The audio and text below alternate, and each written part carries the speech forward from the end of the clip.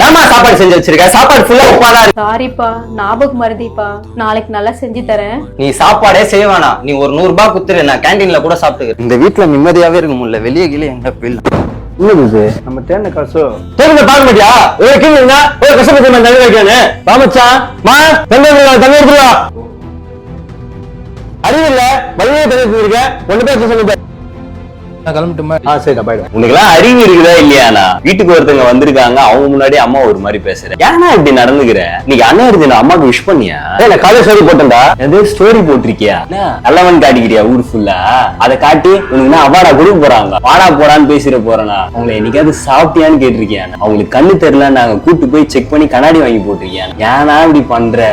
நீயும் ஏன்டா இப்படி இருக்கிற? கொஞ்சமாவது மாறுங்கடா, அவங்க மேல பாசமா இருங்கடா. ஸ்டோரி போடுறது அதெல்லாம் விட்டுருங்க. அதனால எந்த பிரயோஜனமும் கிடையாது. ஒரு நாளும் அன்னையர் தினம் தான், சரியா?